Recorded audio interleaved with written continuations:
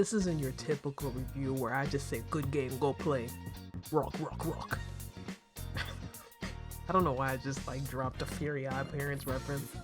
Nah, I want to make you feel how I felt when I played this game, without spoilers, of course.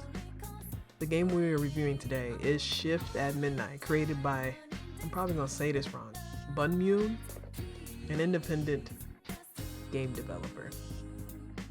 Thank you for making this game, y'all. If it's one person or multiple, thank you. I feel like it's multiple people.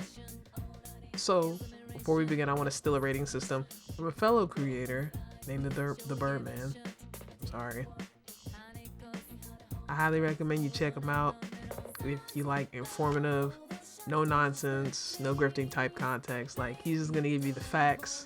He's gonna make it unbiased, and he's not gonna veer off something. He's gonna say, let's stick to this topic. This is what we're discussing. Please do not bring outside comments into this like rock that we're talking about. That's a weird analogy that I made, but you get what I'm saying. Like, he keeps it pretty informative. So yeah, I'm gonna steal his rating system because I really like it, and I am gonna change one thing.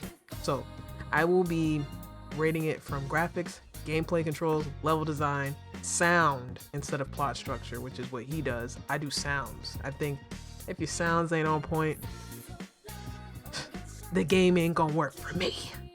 And then I do story, which will be included in the plot structure. I feel like that's the same thing for me. Just an opinion. It'll be rated from 0 to 20. Total score can be 100. Let's get into it. The graphics. There isn't much to say about the graphics. I'm pleased with how this game looks. It's got the spooky, scary atmosphere, the 1990s vibe that I wasn't born in because I was born in literally the year 2000. Yes, I'm a new millennium. Is that a word?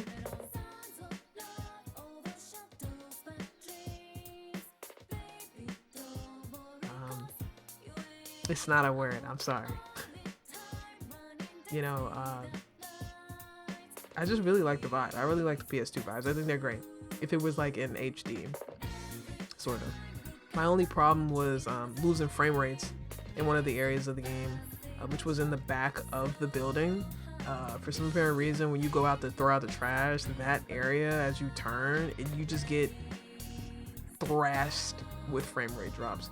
But I am on console, so maybe there's just something about the Xbox console that makes it, do that. I don't know how it is on PC because I did play it on PC, but yeah, I didn't have any problems on PC. So it must be a console thing. And by the way, this game is on Game Pass. I pay for Game Pass, so I got this game, I guess, for free. Not really for free because I'm paying for a subscription that I paid, a year ago. But yes, I'm gonna give the graphics a 20 out of 20. All right, so for the controls, they were great. It's easy. Anybody can pick it up. A cat could play it, if I'm being honest. You won't have any trouble, especially if you're on console, because I'm a big controller player. So if the game has controller, you're already doing well in my book, personally. Period. I do have some concerns. I did run into a few bugs while playing. For some apparent reason, when I was... How do I explain this? When I'm trying to pick up things, it'll highlight something. And so when I'm playing, it doesn't highlight it. And that's actually a pretty big part. Like, you have to pick up a lot of things in this game and move them around and clean up stuff behind nasty customers coming in and leaving boopy stains all over the toilet seat. I mean, they nasty. They come in and they come out. I don't even think they wash their hands. Okay, they don't wash their hands. I watched somebody. Yeah, I watched one of the customers poop. Don't even come at me because I watched them. They sat down on the toilet, poopy, and then got up and left. I'm like, did you just get up and leave and you ain't even wash your hands? You ain't even You're nasty. You're nasty. I'm sorry, I went off key with that gameplay mechanic. I hate that gameplay mechanic. But yeah, sometimes it just won't highlight the item you're trying to pick up. and I ran into some problems because there's a point in the game where you have to pick up a lot before the minute, like you're on a timer, and if you don't complete it, you know, you don't get that bonus that you really want. And so I kind of lost out on that because of the bug. I will say, think of Plague Tales in a store. That's all I'll say about that part. The other cute thing that I like about Shift at Midnight was that you get to customize your character with different types of hats and stuff, but there's a bug that I ran into that one too. You can't see it. Like if your friend puts on a hat, you can't even see their hat. And I thought that was really weird because I was playing with somebody. He was like, nah, I can't see it. And I was like, oh, can you see mine? And he was like, nope. I was like, man, okay. Maybe there's something going on in the code with that. Not too sure. But hey, these are just like things that I've noticed that I'm sure can be ironed out as time goes on. So it's not too much of a big deal to me. But those are some things that I hope the devs are aware of. It's a really easy and fun game to play. It's like a management game, you know. You're stocking items, you're cleaning, you're checking people. You even check people's vehicles before giving them what they need, and you're just basically being the general store clerk Avenger. And playing with friends, it made it even more fun because like sometimes you'll be like, hey, can you come check this person? Like I'm not seeing any infirmities with them to like be like, you know, are they a doppelganger? Are they not a doppelganger? I can't tell, you know. So it's cool to have your friend come over and just completely kill a human. I swear, my co-opter was killing humans left and right. They will take the most serious situation and just make it unserious. And it's just like, bruh.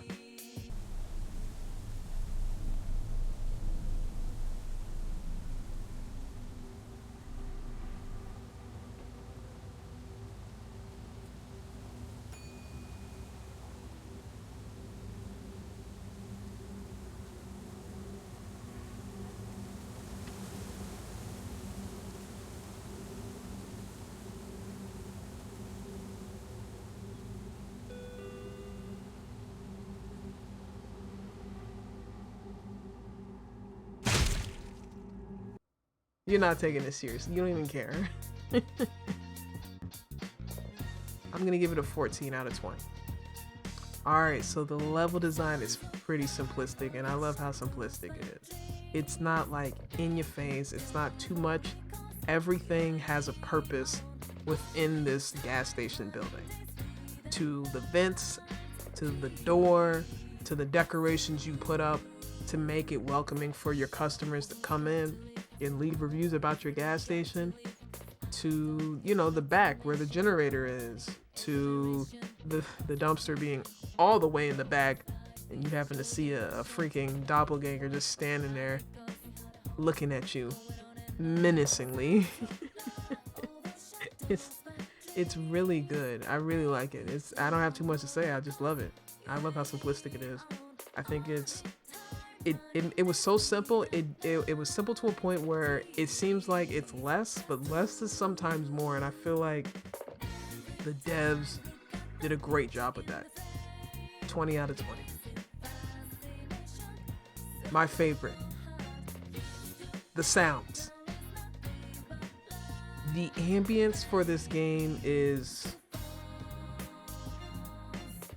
Okay, we're back. I think I was talking about the sound and how much I liked it. I'm keeping that in, bro. I personally didn't hear any songs that really like had me jumping out of my seat like some Danganronpa. I didn't get that, but the music that's in the game, it plays its purpose very well. It gives you that sense of like, what's going on here? But like it also tells you like, yeah, something about to happen. Sound design for the enemies are great too. I was scared, bro. I was going to a point where I was like, I'm taking a break. Now, it wasn't Nun Massacre, which I got to get a video out for that. I got to play that game, but I'm just scared. I'm scared. And I was playing with somebody. I still got scared, so You know, I like having fun. I like being scared. It's the only time I don't have to feel like I'm an adult. I just turned 26 last week. It's crazy. Oh my God. Time is moving forward. All right. 17 out of 20 for the sound. All right. So, you basically have a choice to adopt a pet that is sick from time to time. So you get a job at a gas station so that you can pay their medical bills. On the news station, you happen to notice that, hey, there's doppelgangers in the city, in the town. So, that's something that you're just privy to. You're like, well, that's crazy. Anyway, time to go to work. And so, little did you know, you were going to have to basically be a detective and a gas station clerk. Determine who's human, determine who's not human. Or else, you'll be in danger. And you'll put others in danger. So, with that short summary, I personally like the story. The goal to me is to get home to Lloyd, my duck, my pet, my lover. Okay, Lloyd's a duck. I'm just going off the tangent here. That's my whole purpose, and it gives me that sense of urgency. Like, I have to make it home. I cannot screw up. Lloyd's counting on me. So I have to survive this, and I really like that, like, feeling like I'm not dying. I'm getting home to Lloyd, and you ain't gonna tell me otherwise. I'm gonna beat you up if you do. But then you have the other side of the story where we kind of get more into the lore about doppelgangers, and you find out that there was a serial killer named the Dentist, and he was antagonizing people. I mean, this game basically said, hey, he used to rip people's jaws off and put them in a circle. And I'm like, did that thing just say rip people's jaws off? What he got with the jaws? Why he so interested in that? And is he gonna find me? And then this thing had the nerve to say, if you see him, just know you need to start running. And if you're running and you're still tired, just let your legs just run. Go into AI mode, automated infrastructure, whatever. Because you're not living to see the end of the week. So call your family immediately, because you're not going to see him. He will find you and he will take you out. So reading that, I had to go into my next shift, and I'm like, dang, why does it feel like I'm working at Amazon? You must hit rate. You must, or else the manager's going to come and talk to you about it. My manager's pretty chill. He don't bother me, but that's not the point. It made me weary. I was like, I hope I don't run into the dentist. I like my jaw. So, I won't spoil too much, but you do run into that man.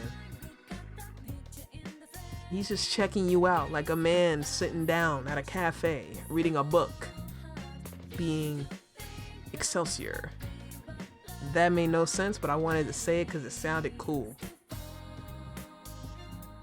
So that's it. The premise of this game is pretty fun. You're just checking if people are human or not. And if they're not, you know what to do. I'm not going to tell you what you need to do, but I'm going to tell you what you should do. And with that being said, stories of 20 out of 20. I love the lore.